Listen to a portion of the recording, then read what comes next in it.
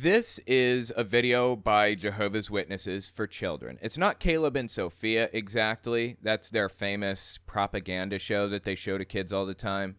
But these are music videos about Jehovah's Witnesses for children. So I wanted to kind of go through, listen to the lyrics, talk about what they mean and all of that stuff. So let's start from the beginning. As an ex-Jehovah's Witness, I should be able to add a little bit of context to it. We're going to start out with the song titled Can't Wait for the Convention. Yeah, I'm just going to change the color of my light to light blue instead of the dark blue that it was before. All right, let's listen. Is that a ukulele? Another year has gone by. Are you ready? 'Cause it's convention time. Jehovah's Witnesses have a thing called conventions. They have 3 per year. There's the special day, the one-day assembly. Then there's the circuit assembly, 2-day, Saturday and Sunday. The special day is just on Sundays. And then the district convention, which covers like basically the tri-state area, pretty much. And that's 3 days, Friday, Saturday, Sunday. Everybody's supposed to take off work and travel if need be. When I was little, we traveled out of state for it. I lived in Connecticut. We went to Rhode Island, Providence, Rhode Island for it. Fascinatingly, for the ex-JWs in the audience, you'll find this funny. When I went to Providence, Rhode Island for the convention when I was little, there was a big American flag hanging down that they couldn't take down because it was like a permanent piece of the convention center that was unremovable. Anyway, pretty funny. So they're depicting conventions here. And honestly, when I was little, I actually did like the conventions because it's like a little vacation, you know? You go to a hotel for a few days, there's a pool there, you get to hang out. Sure, there were like 8 to 10 hours of sitting there listening to nonstop brainwashing, and you were expected, no matter how old, to take notes if you could read and write and be able to recite practically the entire convention back to your parents afterward if they asked.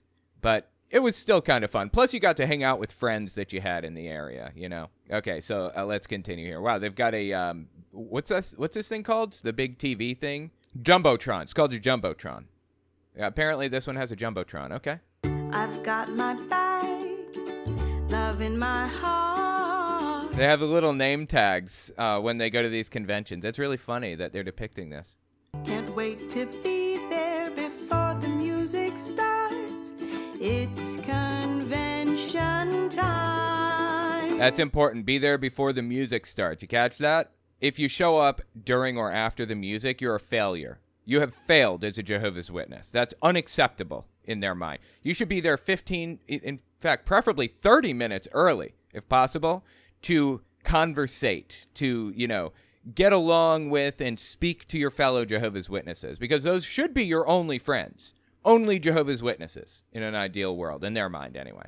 Quick interjection, this won't take long. I just want to say, if you want to support my channel, the best way you can do it is by watching this video to the end, or at least watching a little bit longer than you would have otherwise. YouTube's recommendation algorithm works off of watch time. You can also subscribe to the channel, like the video, and check out my Patreon. Link is in the description for that. All right, back to the video. Convention time.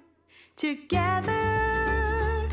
Jehovah's house, there's no better place to be.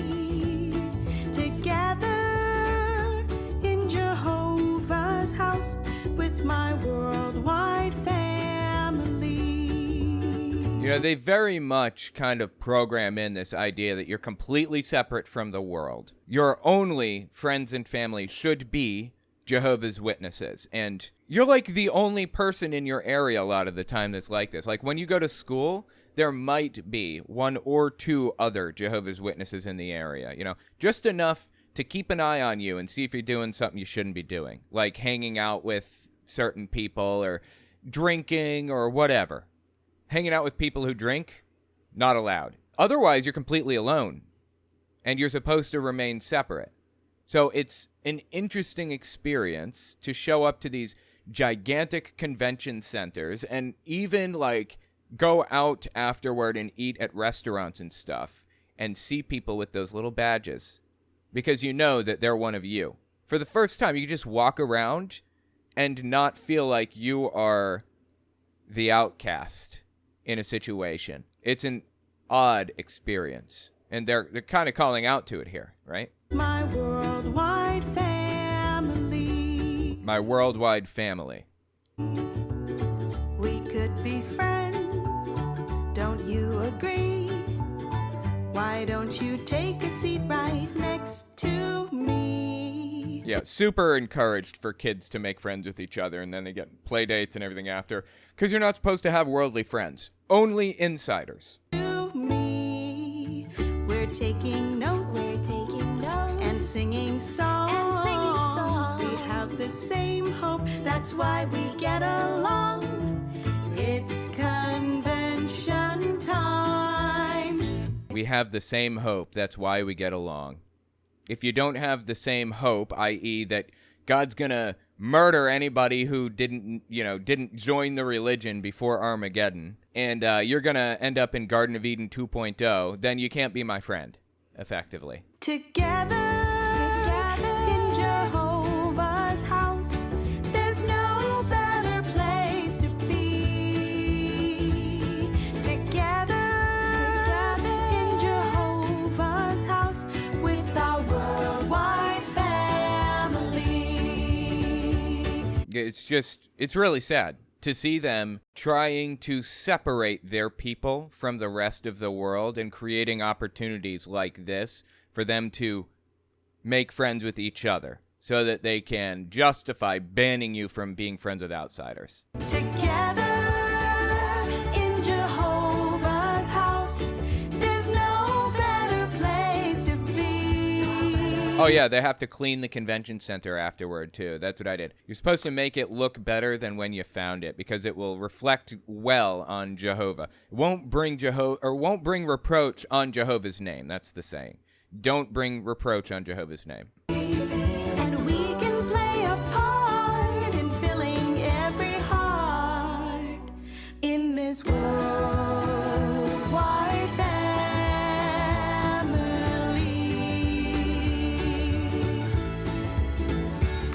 As you can see, they're like waving to the people after leaving and everything. In an ideal world, you would find that person and make friends with them and hang out outside of the convention. But if they live too far apart and you just can't manage it, you, at the very least, get to see him at the next convention. And that is why I found it so much fun, probably, because I got to see other people that I could make friends with when I was there. And my congregation had 0 girls my age. 0. None. Yeah, I'm trying to think back. None. There was not a single girl my age. If I wanted to find a girlfriend or a wife or whatever, which, by the way, I never did inside the religion, I had to do it at one of these puppies right here. And unfortunately, if a girl was here, she's probably laser focused on Jehovah and not on finding a mate. So, yeah. Didn't work out too well. I had to leave the religion to find a girlfriend. And now I'm married. Anyways, yeah, just terrible. Just sad and terrible, man. Check out this next one. This one is titled, Endure Like Noah. Oh, there's a picture of a little boat floating around. Yeah, they think that the Noah story is literal, a real, literal story.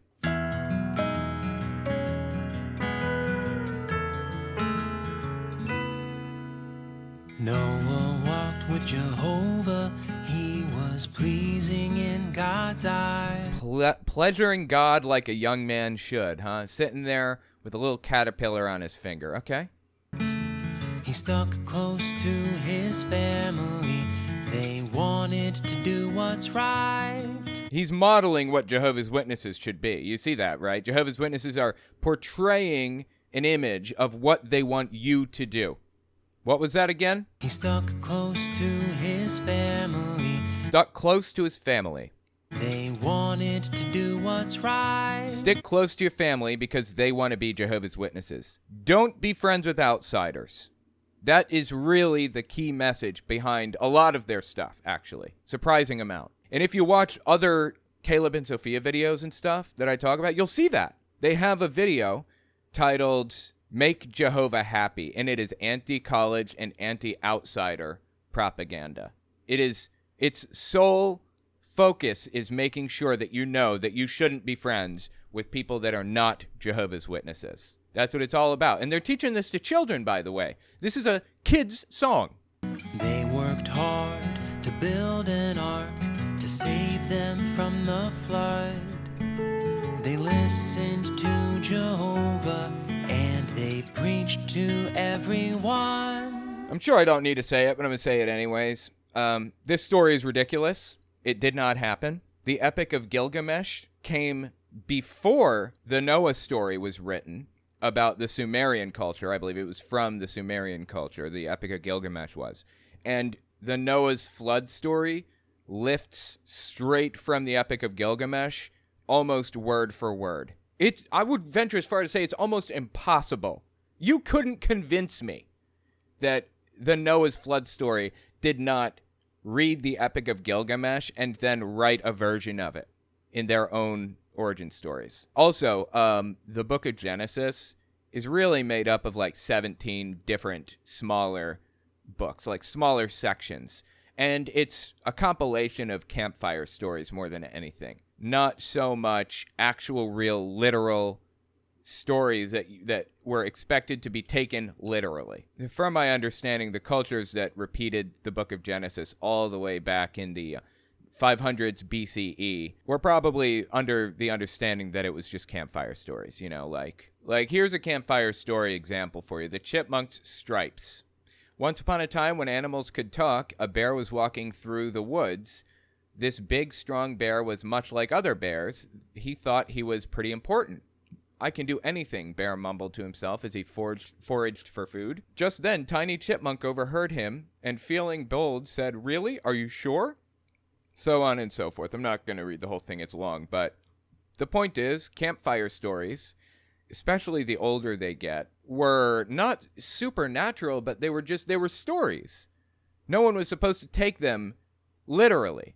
They might be detailing a narrative. They might be telling a story in the form of events taking place one after the other, as a narrative would, as a historical narrative would, but it's not intended to be taken literally. So, anyways, that's really what the book of Genesis was. It was a compilation of all of the campfire stories that they had around that time about a singular subject. So, that's why they all differ from each other. You know, how many animals did Noah take on the ark? Was it 2 of each kind, or was it 7 of each kind? How many kinds were there? What is a kind? How did he put a boat together without nails? Before the Bronze Age, even, I believe. During the Bronze Age, maybe, at best. This is supposed to have happened. Dude used wooden pegs and built a boat bigger than a boat that we could construct today with, like, simply wooden pegs and no nails? Really? He didn't even have a saw! And you're telling me that he cut lumber? Look at the trees. They're perfectly sliced into perfect logs. And he milled those logs with no saw. Okay. It was a campfire story, guys. A campfire story. It wasn't real. To Jehovah, and they preached to everyone. Noah was faithful to Jehovah. But, like, where did he get the rope? You think rope was easy to come by? And as the flood got closer, he preached until the end. Dude, I love how they're portraying the logs being laid down one after the other with a whole elaborate pulley system. They're telling me that they put logs together. They didn't even mill them, apparently. Okay. Until the end. If I try to be like... Dude, look at this scaffolding and everything.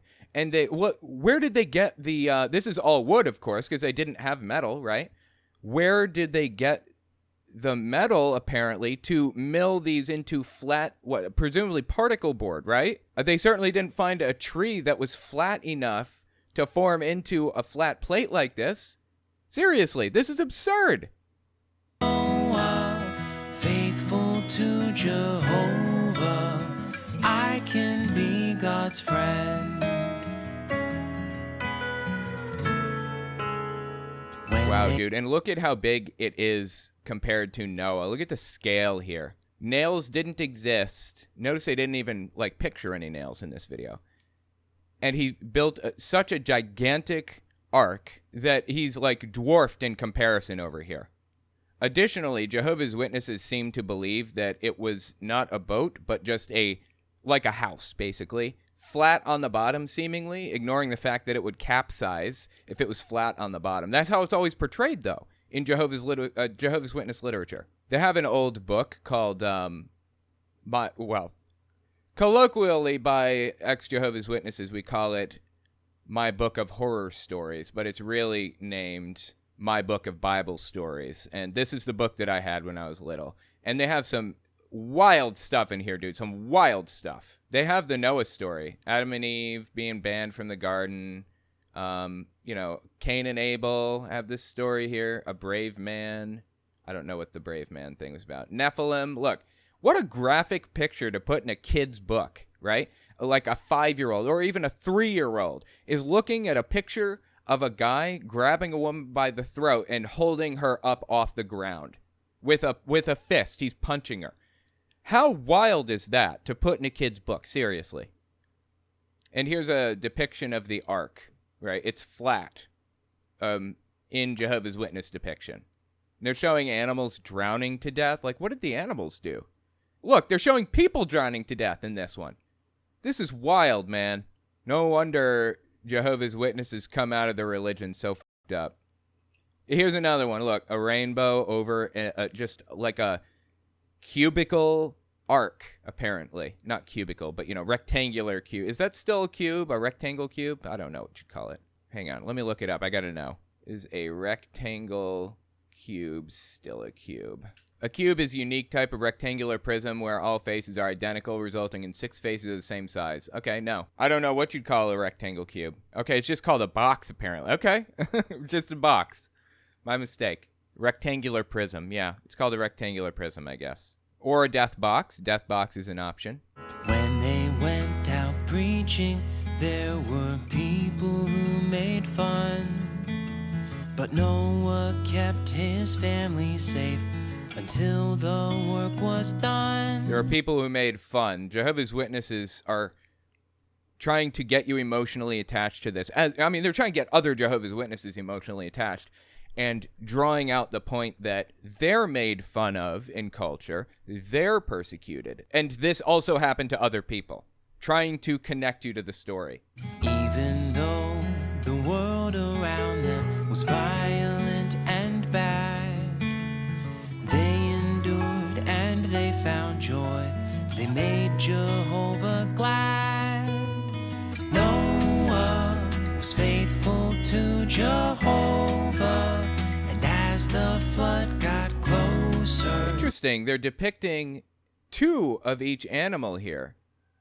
But Jehovah's Witnesses specifically and explicitly believe it was 7 of the clean, 2 of the unclean. Which, again, like I said, the book of Genesis is split into like 17 different stories. And that's why you have the same story told 12 different times from different perspectives, right? Like, there's one story of Noah's flood where it describes Noah building an ark with 2 of each kind. And then another story in another section of Genesis where it describes 7 of each. So either way, this wouldn't work, depending on the animal. Well, for humans, at the very least, you would need a minimum of 50 people to repopulate the earth. You couldn't do it with any less if it was half and half men, half women. Because of genetic variation, you need genetic variation. And even then, every man would have to have a child with every woman. And there would have to be breeding councils who planned out when and with whom people would have children and things like that. It couldn't just be like a free-for-all monogamous type of deal. At 500 people, an even 50-50 split, even then there'd have to be breeding councils. Polygamy would be required, again, but there could be a little more room for movement. At 5,000, monogamy could be maintained, and there could be repopulation. Was faithful to Jehovah, and as the flood got closer, he preached until the end. Right, and how many humans were on this ark? 8? You couldn't repopulate with 8. You couldn't. It's impossible. And they're all related to each other? No. They would all die. If I try to be like Noah, faithful to Jehovah,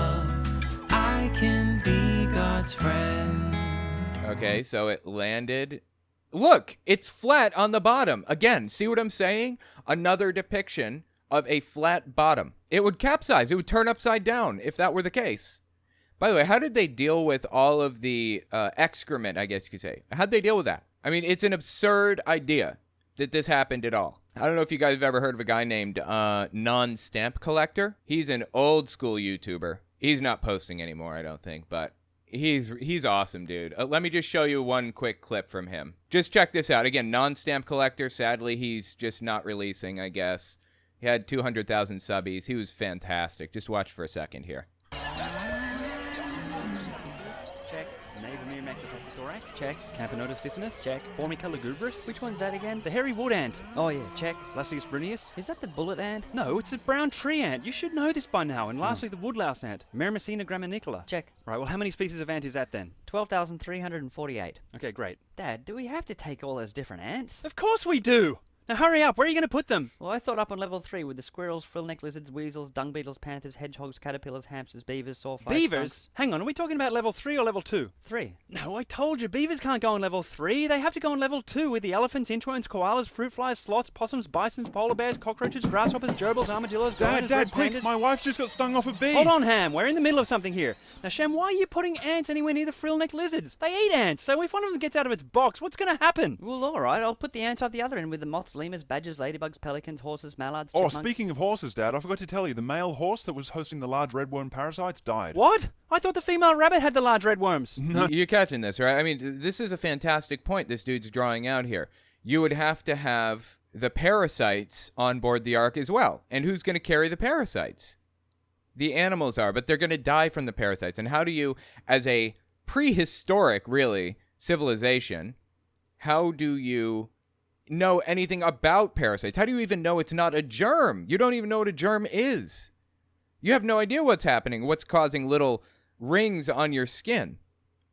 And they were supposed to have brought germs and parasites and stuff with things? Like with animals? Really? No. The rabbit is hosting the pinworms and one of the ticks. Pinworms and ticks? Dad, it won't survive that. Well, what can I do? The parasite species have to have a host to live in. So what should I do Well, about whatever, the horse? but where do you want me to put the ants and lizards Well, I don't and all care. that? Just go and get them on board, will you? I've still got to organise between 9 and 10,000 bird enclosures before tomorrow, and now I've got no male horse. 10,000 birds? Are you including bats with those birds? Yeah, of course. Jeez, Dad, do we have to take them all? Bats are not birds. That's the joke here. Oh, And in fact, in this book, it did say that bats were with the birds, apparently. we just Yes! How else are there going to be 10,000 species of bird after this is all over? Okay, well, I'll just go and start loading in the ants. Okay, hang on. Just make sure all the males are fertile. What? Well, most male ants are just infertile drones that never mate, and there's no point in taking them, is there? Hey, don't forget that the giant anteater Myrmesophaga tridactyla eats up to 30,000 ants and termites per day. And remember, they knew nothing about genetics. They knew nothing about, pregnancy or about parasites or germs or anything at all. How would they have even known any of this? 30,000 ants and termites per day. Oh, that's a good point. You better bring an extra 22 million ants for the giant anteaters. Right.